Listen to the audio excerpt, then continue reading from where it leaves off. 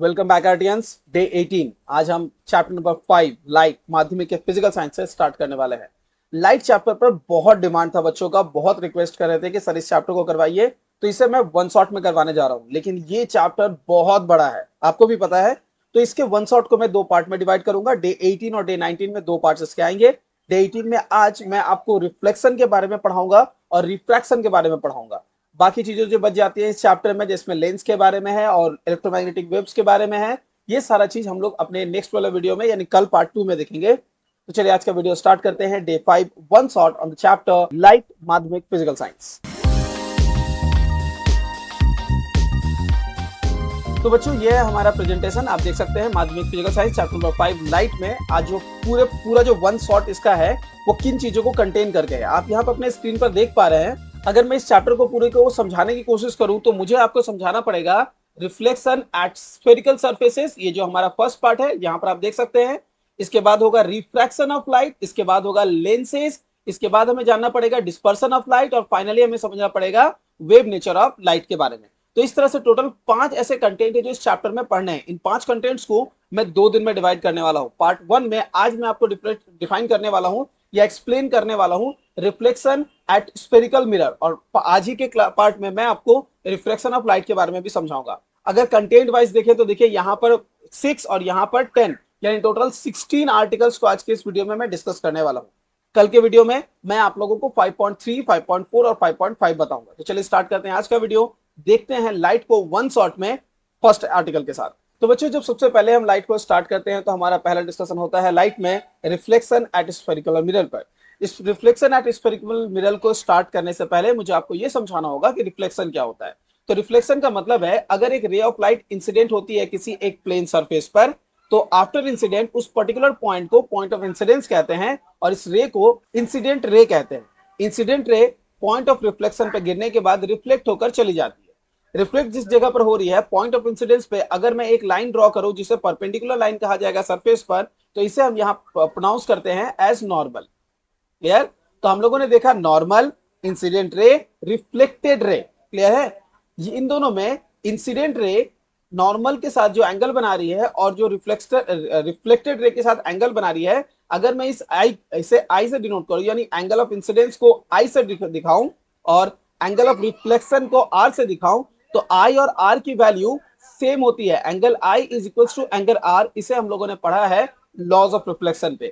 अब ये laws of reflection आपको पहले पता होना चाहिए क्योंकि हम पढ़ने जा रहे हैं reflection of light at spherical surface. अगर कोई स्फेरिकल सरफेस हमारे पास है तो क्या है वहां पर ये लॉज ऑफ रिफ्लेक्शन फॉलो होती है? आंसर है हाँ, बिल्कुल फॉलो होती है। देखिए अगर मैं बोलूं कि ये हमारे पास कोई एक कर्व सरफेस है और स्फेरिकल सरफेस है यानी कर्व सरफेस है, उस कर्व सरफेस के ऊपर कोई रे ऑफ लाइट आकर ऐसे इंसिडेंट हो रही है, तो इंसिडेंट होने के बाद वो यहां से रिफ्लेक्ट होगी। इस पॉइंट ऑफ टाइम पे अगर आप यहां पर एक नॉर्मल ड्रॉप करें तो यहां पर एंगल ऑफ इंसिडेंस और एंगल ऑफ रिफ्लेक्शन इक्वल होगा, यानी रिफ्लेक्शन के सारे लॉज फॉलो होंगे।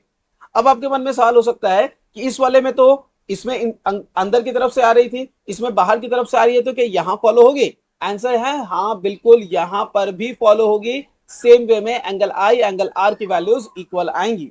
समझ आया? तो रिफ्लेक्शन एट स्फेरिकल सरफेसेस में आपको यह समझना है कि जो रिफ्लेक्शन के लॉज है वो पूरी तरीके से फॉलो होते हैं, ऐसा नहीं है कि वो इससे इंडिपेंडेंट हो जाते हैं। आगे बढ़ते हैं, ज्योमेट्री ऑफ स्फेरिकल मिरर को समझते हैं। देखिए ज्योमेट्री ऑफ स्फेरिकल मिरर में हमें यह समझाया जाएगा कि एक स्फेरिकल मिरर के कितने मेजर पार्ट्स होते हैं। देखिए स्फेरिकल मिरर का एक मेजर पार्ट होता है उसका अपर्चर, यानी ये जो आपको लेंथ दिया गया है यहां से यहां तक, इसे हम कहते हैं उसका अपर्चर। अपर्चर बहुत सारे बच्चों को पता नहीं होता है, इवन कि उनको बाकी इसके टर्मिनोलॉजीज पता होते हैं, अपर्चर पता नहीं होता। तो ये जो लेंथ है ना, इसे हम कहते हैं अपर्चर। अपर्चर के अलावा ये जो पॉइंट है जहां पर हम लोगों ने इसे इसके पूरे लेंथ का मिडिल निकाला है, इस पॉइंट को हम कहते हैं पोल। इस पॉइंट को हम क्या कहते हैं? पोल। अब पोल के अलावा आपको यह जानना जरूरी है कि ये जो लाइन ली गई है जो पोल से गुजर रही है वो एक और पॉइंट से गुजरती है, जिस पॉइंट को हम यहां कहते हैं सेंटर ऑफ कार्वेचर। अब ये सेंटर ऑफ कार्वेचर क्या है? तो बेसिकली स्फेरिकल मिरर जो बनाया जाता है वो किसी एक स्फीयर के एक पर्टिकुलर पार्ट को काट के निकाला जाता है। तो अगर उसे काट के निकाला जा रहा है तो उसका कोई ना कोई तो सेंटर होगा ना, उस सेंटर को हम सेंटर ऑफ कार्वेचर कहते हैं। तो ये है हमारा centre of curvature. Clear? Centre of curvature pole clear हो गया। हम देख पा रहे हैं कि हमारे पास एक लाइन है जो सेंटर ऑफ कार्वेचर और पोल दोनों को क्रॉस कर रही है। इस लाइन को कहते हैं प्रिंसिपल एक्सिस। इसे क्या कहते हैं? प्रिंसिपल एक्सिस, याद रखिएगा। तो हम लोगों ने देखा अपर्चर, हम लोगों ने देखा पोल, हम लोगों को क्लियर हो गया सेंटर ऑफ कर्वेचर, हम लोगों को क्लियर हो गया प्रिंसिपल एक्सिस। ये सारे टर्म्स क्लियर हो चुके हैं, याद रखिएगा। एक चीज और मैं यहां पर आपको बताना चाहूंगा, स्फेरिकल मिरर की ज्योमेट्री में मैंने दो तरह पर बनाया हुआ है। एक एक में मैंने फिगर को ऐसे रखा है और इस तरफ मैंने ऑब्जेक्ट को प्लेस किया है, जबकि दूसरे वाले में मैंने मिरर को ऐसे रखा हुआ है और इसके पर ऑब्जेक्ट इस तरफ रखा है। ये दोनों क्या है? तो बेसिकली ये दो तरह के मिरर जो स्फेरिकल मिरर पॉसिबल है उनके बारे में बताया जा रहा है। अगर आप कोटिंग इस तरफ करेंगे तो आपको क्या दिख रहा है कि अंदर में एक स्ट्रक्चर बनती हुई दिख रही है, इस तरह से हम कहते हैं कनकेव। क्या हम इसे कहते हैं? कनकेव। जब आप कोटिंग किसी मिरर के आउटर साइड में करते हैं और इनर साइड ऐसा कर्व्ड है तो हम उसे कहते हैं कनकेव मिरर फॉर्म हो रहा है।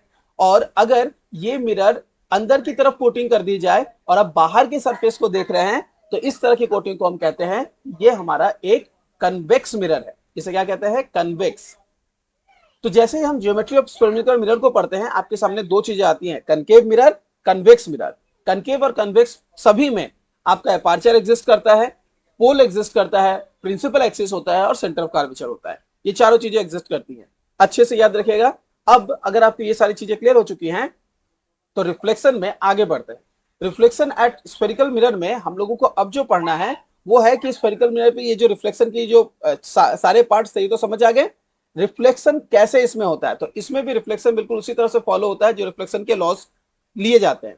अगर रे ऑफ लाइट ऐसे प्रिंसिपल एक्सिस के पैरेलल जा रही है तो वो रिफ्लेक्ट होकर जाएगी, ठीक है। यहां पर जब वो रिफ्लेक्ट होकर जाएगी एक पॉइंट पर इंटरसेक्ट करती है, इसके बारे में हम लोग अभी पढ़ेंगे। यहां पर लॉज ऑफ रिफ्लेक्शन पूरी तरीके से फॉलो होता है। ये अगर आप रे ड्रॉ करेंगे तो ये एंगल और ये एंगल इक्वल होगा क्योंकि रिफ्लेक्शन हो रहा है ऑब्जेक्ट का, और ये जो पॉइंट जिससे ये पास कर रही है, ये मिडिल वाली पॉइंट, ये सेंटर ऑफ कर्वेचर से पास करेगी, याद रखिएगा। ये जिस पॉइंट पर इंटरसेक्ट कर रही है उसे क्या कहते हैं? यही हमारा है अगला, प्रिंसिपल फोकस और फोकल लेंथ। तो अगर प्रिंसिपल एक्सिस के पैरेलल आप रे ऑफ लाइट ले जाते हैं तो जैसे रिफ्लेक्ट होकर गुजरती है पॉइंट पर कट करती है, जिस पॉइंट पर ये कट करती है उसे हम कहते हैं फोकस। उसे क्या कहते हैं? फोकस। और हम लोगों ने अभी क्या पढ़ा, अगर इस पॉइंट से जो नॉर्मल है उसे ड्रॉ किया जाए तो वो किस पॉइंट से गुजरती है? वो गुजरती है सेंटर ऑफ कर्वेचर से, याद रखिएगा ये चीज। तो हमें प्रिंसिपल फोकस पता चल गया, हमें सेंटर ऑफ कर्वेचर पता चल गया, ठीक है। प्रिंसिपल फोकस की वजह से फोकस से पोल तक का जो डिस्टेंस है, इस डिस्टेंस को हम कहते हैं फोकल लेंथ। इसे कहते हैं फोकल लेंथ, ठीक है, याद रखिएगा। तो आप लोगों को क्लियर हो चुका है कि फोकस क्या होता है और फोकल लेंथ क्या होता है। चलिए फोकस बता दूं। प्रिंसिपल एक्सिस से पैरेलल जाने वाली रे ऑफ लाइट जब मिरर से रिफ्लेक्ट होती है तो जिस पॉइंट ऑफ इंटरसेक्शन पर प्रिंसिपल एक्सिस को इंटरसेक्ट कर रही है उस पॉइंट को फोकस कहते हैं। फोकस से पोल के डिस्टेंस को फोकल लेंथ कहते हैं।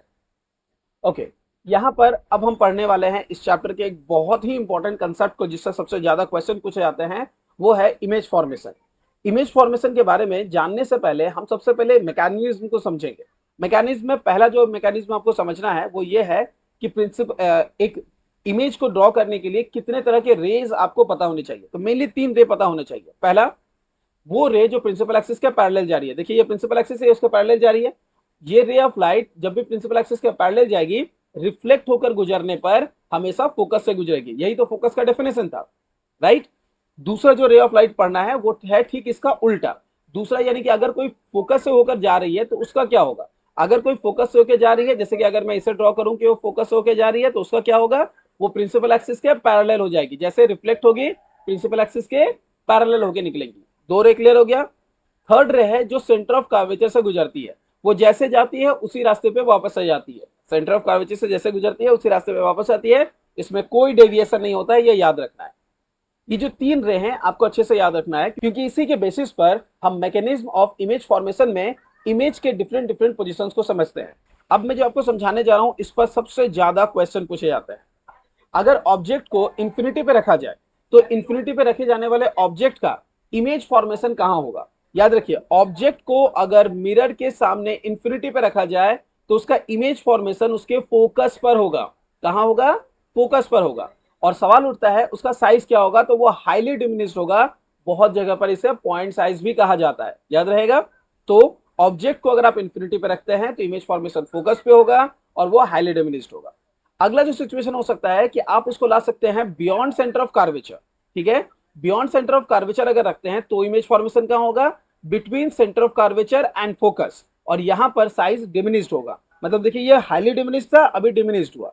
इसके बाद जब आप ऑब्जेक्ट को और क्लोज लाएंगे, यानी कि आप जब सेंटर ऑफ कर्वेचर पे लाएंगे, तो ऑब्जेक्ट का इमेज फॉर्मेशन भी सेंटर ऑफ कर्वेचर पे ही होगा, इमेज सेंटर ऑफ कर्वेचर पे बनेगा, और इस टाइम पे साइज इक्वल आएगा। तो आपको क्या पता चल रहा है कि जैसे ही आप ऑब्जेक्ट को मिरर के क्लोज ले जा रहे हैं, उसके इमेज का साइज बढ़ रहा है, ये बात याद रखना है। इसी से हमारा आंसर बनता है। इसके बाद अगर आप सेंटर ऑफ कर्वेचर और फोकस के बीच में ऑब्जेक्ट को रख दें, सेंटर ऑफ कर्वेचर और फोकस के बीच में रखने पर ये इसका जो इमेज है वो बिहाइंड सेंटर ऑफ कर्वेचर पे बनेगा और इनलार्ज बनेगा। ये बिहाइंड क्यों लिखा गया है, क्योंकि ये सेंटर ऑफ कर्वेचर के बाद चला जाता है। सेंटर ऑफ कर्वेचर अगर इस पॉइंट पर आपका फिक्स्ड है, तो जैसे ही आप ऑब्जेक्ट को यहां रखेंगे, इसका इमेज फॉर्मेशन यहां पर होगा, और यहां पर इमेज जो बनती है वो इनलार्ज्ड बनती है। क्लियर? इसके नेचर के बारे में भी क्वेश्चन पूछा जाता है, तो याद रखिए इन सारे कंडीशन पे जो इमेज बनेगा वो इन्वर्टेड होगा, और इन्वर्टेड हमेशा रियल होता है। तो इन सारी चीजों के साथ आप ऐड कर सकते हैं, हर एक पोजीशन पे आपको इन्वर्टेड यानी रियल इमेज मिलेगा। लेकिन जैसे ही आप ऑब्जेक्ट को फोकस पे ले जाएंगे, ये पोजीशन यहां पर मेंशन नहीं है, जैसे ही आप ऑब्जेक्ट को फोकस पे ले जाएंगे ठीक चीजें उल्टी हो जाएंगी। ऑब्जेक्ट जब इन्फिनिटी पे था तो इमेज फोकस पे था, अब ऑब्जेक्ट है फोकस पे, इमेज इन्फिनिटी पे, इमेज यहां पर भी इनलार्ज आएगा, हाईली इनलार्ज आएगा।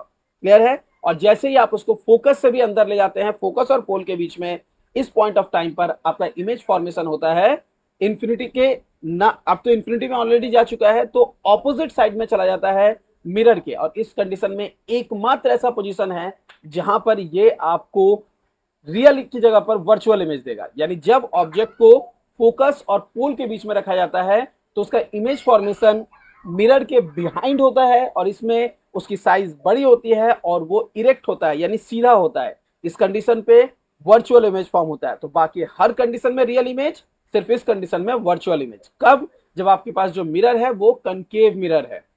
ये सिर्फ कनकेव मिरर का डिस्कशन है। कन्वेक्स मिरर में हमेशा आपको वर्चुअल इमेजेस ही मिलेंगे। रिफ्लेक्शन पर रिलेटेड ये नॉलेज आपको होना चाहिए था। इसके बाद रिफ्लेक्शन से रिलेटेड आपको जो आखिरी क्वेश्चन पूछा जाता है कि स्फेरिकल मिरर के यूजेस कहाँ है, तो मैं इन यूजेस को एक्सप्लेन नहीं करूंगा। यहां पर एक है लाइट रिफ्लेक्टर पर, सोलर ओवन्स में, ऑटोमोबाइल के हेडलाइट्स में, पर्सनल केयर मिरर्स पर, और ऑप्टिकल इंस्ट्रूमेंट में। इन जगहों पर कनकेव मिरर यूज होता है, और कन्वेक्स मिरर के यूज होते हैं व्हीकल में जो मिरर यूज किया जाता है उसमें, सिक्योरिटी सर्विलांस में जो मिरर्स यूज किए जाते हैं वहां पर, और रोड सेफ्टी मिरर्स जो होते हैं वहां पर। इन जगहों पर जो आपको मिरर दिखेंगे वो कन्वेक्स मिरर दिखेंगे। तो कनकेव और कन्वेक्स दो तरह के मिरर हो सकते हैं। देखिए, आपको जब भी आप ड्राइव कर रहे हैं तो आपको चाहिए कि ऑब्जेक्ट का इमेज बड़ा दिखे, भले ही वो डिस्टेंस कम हो। ठीक है? तो ये बड़े इमेज को दिखाने के लिए व्हीकल में जो मिरर्स यूज किए जाते हैं वो कन्वेक्स मिरर यूज किए जाते हैं, और इरेक्ट दिखे, सीधा दिखे। अगर उल्टा इमेज दिखेगा तो आपको समझ नहीं आएगा, इसलिए इरेक्ट इमेज दिखाने के लिए आपको कन्वेक्स मिरर इस्तेमाल किया जाता है। पॉइंट समझ आया? तो कन्वेक्स मिरर और कनकेव मिरर के बारे में पॉइंट क्लियर हो चुकी है। इतना दूर था हमारा रिफ्लेक्शन। आज के इस क्लास में हम रिफ्रैक्शन को भी पढ़ने वाले हैं। चलिए कंटिन्यू करते हैं। आप जानते हैं रिफ्रैक्शन के बारे में। रिफ्रैक्शन ऑफ लाइट अगर आपको समझना है तो रिफ्रैक्शन में सबसे पहले ये समझना होगा कि क्या रिफ्लेक्शन और रिफ्रैक्शन सेम चीजें हैं? नहीं। और क्या इसके फेनोमेना सेम है? नहीं। समझाने की कोशिश करता हूं। अगर आपने कभी ये चीज नोटिस की हो कि अगर किसी लिक्विड के अंदर में अगर आपने ऐसे पेंसिल डाल के रखा हुआ है तो वो कभी आपको सीधा नहीं दिखता, वो इस तरह का बेंड दिखता है। तो क्या लिक्विड के अंदर डालने पर वो बेंड हो जाता है? नहीं, ऐसा होता नहीं है। तो वो दिखता टेढ़ा क्यों है? इसके पीछे रीजन है लाइट का रिफ्रैक्शन। जब भी लाइट मीडियम चेंज करती है, यानी एक मीडियम से दूसरे मीडियम में ट्रैवल करती है, मीडियम चेंज होने पर लाइट की स्पीड चेंज हो जाती है। वैक्यूम में लाइट के हर कलर का, चाहे लाइट का कोई भी कलर ले आप, वैक्यूम में या एयर में लेने पर अप्रोक्सीमेटली एयर में भी सेम होता है, और वैक्यूम में लाइट की स्पीड सेम होती है। लेकिन जैसे ही आप मीडियम चेंज करते हैं, अगर आप किसी लिक्विड में जा रहे हैं या ट्रांसपेरेंट सॉलिड में जा रहे हैं, इस कंडीशन पे लाइट की जो स्पीड है वो चेंज होती है। लाइट की स्पीड में चेंजेस जो है वो रिफ्रैक्शन कॉज करती है। रिफ्रैक्शन में क्या होता है? देखिए, एक रे ऑफ लाइट है जो एंटर कर रही है अलग मीडियम में। अब चूंकि वो आउटसाइड के मीडियम से इनसाइड वाले मीडियम में एंटर कर रही है, तो उसको जाना था ऐसे सीधे, लेकिन वो ऐसे सीधे नहीं जाकर इन टुवर्ड्स द नॉर्मल मूव कर जा रही है। इसे इंसिडेंट रे कह सकते हैं, और इसे, ये जो रेड वाला है ये हमारा रिफ्रैक्टेड रे है। ये जो येलो मैंने ड्रॉ किया है ये हमारा उसका नॉर्मल पाथ होता है, लेकिन ये तो फॉलो नहीं कर रहा है, वो रिफ्रैक्ट हो रही है, और रिफ्रैक्ट होने पर टुवर्ड्स द नॉर्मल मूव कर रही है। एक चीज यहां समझना जरूरी है, बाहर का जो मीडियम है वो एयर है, तो हम लोग इसे कहेंगे कि ये हमारा रेयरर मीडियम है, और अंदर जो हमारा मीडियम है वो है वाटर, इसे हम कहेंगे डेंसर मीडियम।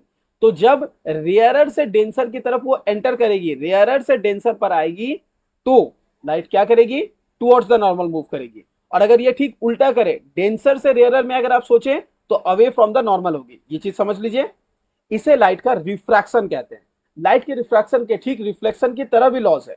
रिफ्रैक्शन के लॉज क्या है, तो रिफ्रैक्शन के मेनली दो लॉ है। पहला तो लॉ क्लियर सा है, लॉ जो हमारे रिफ्लेक्शन में था वो यहां भी होल्ड करता है कि इंसिडेंट रे, रिफ्रैक्टेड रे और पॉइंट ऑफ इंसिडेंस तीनों ही एक प्लेन पर एग्जिस्ट करते हैं।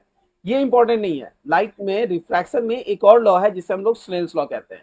स्नेल्स लॉ हमें यह बताता है कि sine of the angle i and sine of the angle r, ये दोनों एक कांस्टेंट बियर करता है। Sine i by sine r, इस रेशियो को हम कहते हैं म्यू। ओके, ये एक कांस्टेंट वैल्यू बियर करता है। स्नेल ने अपने नियम में हमें यह बताया था। तो यहां पर दो लॉ है। पहला लॉ, इंसिडेंट रिफ्रैक्टेड और point of incidence lie on the same plane.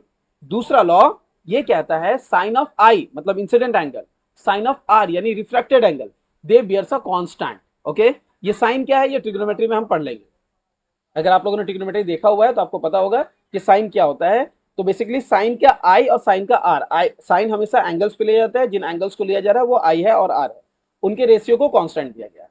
यही चीज हमें इसके दूसरे पार्ट पर लेके चलती है जहां पर हम रिफ्रैक्टिव इंडेक्स के बारे में पढ़ेंगे। Sine i by sine r को हम लोगों ने कांस्टेंट पढ़ा, इस कांस्टेंट को ही कहते हैं रिफ्रैक्टिव इंडेक्स। ठीक है, और रिफ्रैक्टिव इंडेक्स के पीछे का मेन रीजन कौन बन रहा है, स्पीड ऑफ लाइट।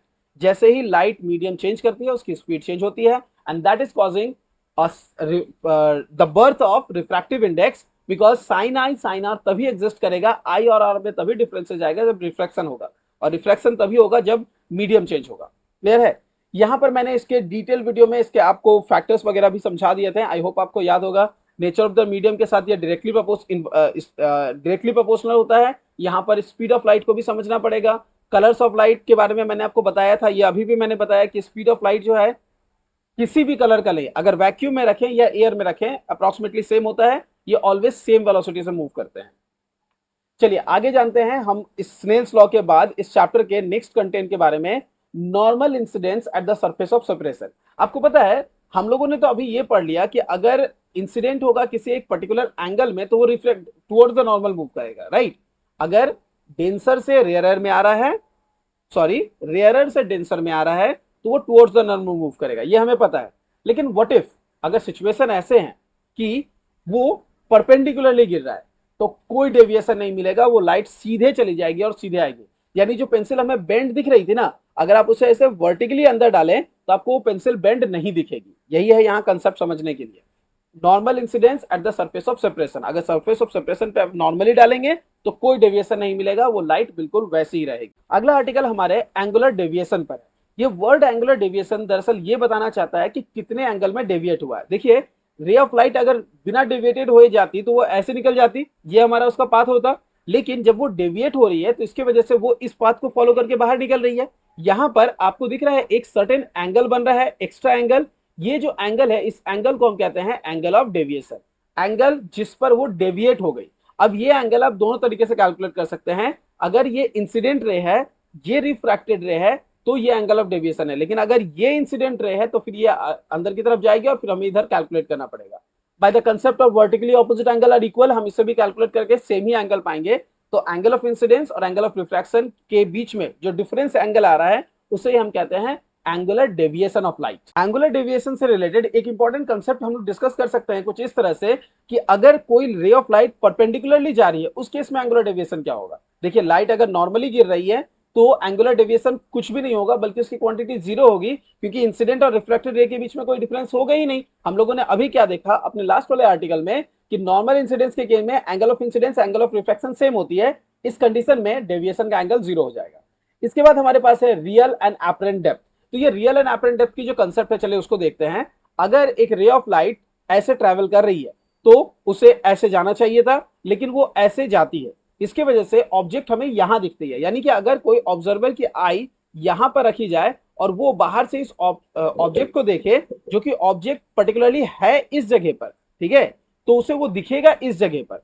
ये इसके एपरेंट डेप्थ और रियल डेप्थ की बात की जा रही है। इस जगह पर जहां पर वो एग्जैक्टली है वो उसका रियल डेप्थ है, और जहां पर वो दिख रहा है वो उसका एपरेंट डेप्थ है। आप लोगों ने इसका एक एग्जांपल शायद देखा होगा कि जब आप बाल्टी के अंदर किसी चीज को डाल देते हैं, फॉर एग्जांपल आपने एक कॉइन लेके डाल दिया, तो वो अपने सरफेस से थोड़ा ऊंचा दिखता है। ये ऊंचा क्यों दिखता है? Because of apparent depth. जो आपको वो दिख रहा है वो उसका एपरेंट डेप्थ है, लेकिन उसके रियल डेप्थ उससे ज्यादा है, याद रखिएगा। इसके बाद इस आर्टिकल में हमारे पास कुछ न्यूमेरिकल्स है। हम फाइनल आर्टिकल में आ चुके हैं। यहां पर हम डिस्कस करेंगे interesting phenomena on refraction. Refraction के कुछ इंटरेस्टिंग फेनोमेना में स्टार का ट्विंकल करना, जो स्टार ट्विंकल करते हैं वो रिफ्रैक्शन है। रिफ्रैक्शन क्यों है तो समझने की कोशिश कीजिए। रे ऑफ लाइट जो वहां से लाइट ट्रेवल करते हुए आ रही है, यहां पर रिफ्रैक्टिव मीडियम जो है वो है एयर का डिफरेंट लेयर्स। यहाँ रिफ्रैक्टिव मीडियम क्या हो रहा है? जो लाइट वहां से ट्रैवल करके आ रही है, बीच में वैक्यूम है जो स्टार से ट्रैवल करके आ रही है, तो वैक्यूम उसका कोई फॉर्मेशन नहीं कर रहा है, कोई भी ट्विंकलिंग नहीं कर रहा है। ट्विंकलिंग बेसिकली हो रही है जब वो अर्थ के एटमोस्फेयर में एंटर कर रहा है, और एटमोस्फेयर के डिफरेंट लेयर्स में, एटमोस्फेयर के डिफरेंट लेयर में डेंसिटी चेंज होते रहती है, जो कि कॉज करता है रिफ्रैक्शन को। रिफ्रैक्शन की वजह से कभी वो हमें रिफ्रैक्शन में पर्टिकुलर जगह पे दिखता है, कभी वो किसी और जगह पर उसका रिफ्रैक्शन होकर दिखता है। तो जब वो हमें अपने सामने दिख रहा है तो हम उसे देख पा रहे हैं, जबकि वो जब डेविएट होकर दूसरी जगह पर दिख रहा है तो हम उसे नहीं देख पा रहे हैं। इसलिए उसकी लाइट जो है वो ट्विंकल करती है, लेकिन बेसिकली वो ट्विंकल नहीं कर रहे हैं। तो क्या हम ऐसे कह सकते हैं कि अगर अर्थ के एटमोस्फेयर के लेयर को हटा दे तो हमें अर्थ का जो ये जो हमें अर्थ का स्टार्स के ट्विंकलिंग इफेक्ट दिखते हैं वो बंद हो जाएगा? बिल्कुल सही है। लेकिन ऑब्वियस सी बात है, इन्वायरमेंट में हम रह ही नहीं पाएंगे, क्योंकि बिना एटमोस्फेयर के हम रह ही नहीं सकते, राइट। अगला एक और कंसेप्ट है मिरेज। मिरेज के बारे में आप लोगों ने सुना होगा कि रेगिस्तान जैसे जगहों पर, राजस्थान जैसे जगहों पर हमें यह दिखता है कि बहुत दूर से आते हुए, या फिर आप लोगों ने नोटिस किया होगा गर्मियों के टाइम पे भी अगर जब रोड पे चलते हैं, आपने नोटिस की होगी कि रोड पर आपको दिखता है कि जैसे पानी कहीं पर गिरा हुआ है। जब आप बहुत लंबी दूरी को देख पा रहे हैं एक बार में, तो आपको नोटिस हुआ होगा कि आपको लगता है जैसे कि कहीं रास्ते में पानी गिरा हुआ है, लेकिन दरअसल वो पानी होता नहीं है। तो वो क्या होता है? वो होता है रिफ्लेक्शन ऑफ लाइट। जो लेयर ऑफ लाइट चल के आ रही है, यहाँ पर भी डिफरेंट डिफरेंट लेयर्स फॉर्म होते हैं, और इस लेयर में वो लाइट रिफ्लेक्ट होते रहती है। ये रिफ्लेक्टेड लाइट जो है हमारे आंखों तक पहुंचती है, और हमें ऐसा फील करवाती है जैसे वहां पर हमें किसी चीज की इमेज दिख रही है। और वो जो इमेज है वो बेसिकली किस चीज की होती है? पानी की तरह हमें दिखती है, क्योंकि वो हमेशा मूव करती रहती है। रिफ्रैक्शन की वजह से एयर की जो लेयर्स है वो हमेशा मूव करते रहते हैं, और वो डिफरेंट डेंसिटीज मूव करने की वजह से हमें ऐसा फील होता है जैसे वहां पर पानी है, जबकि वहां पर ऐसा कुछ भी नहीं होता। जब हम क्लोज जाते हैं तो वो रिफ्रैक्शन हमें कहीं और दिखता है, और लगता है कि वहां से थोड़ी दूर पर पानी है। क्लियर?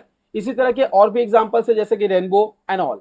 तो ये था हमारा रिफ्रैक्शन का पार्ट। हम अगले क्लास में रिफ्रैक्शन के इस कंसेप्ट को खत्म करने के बाद लेंसेज के बारे में स्टार्ट करेंगे। तो अगले क्लास में मिलते हैं लेंस के लिए।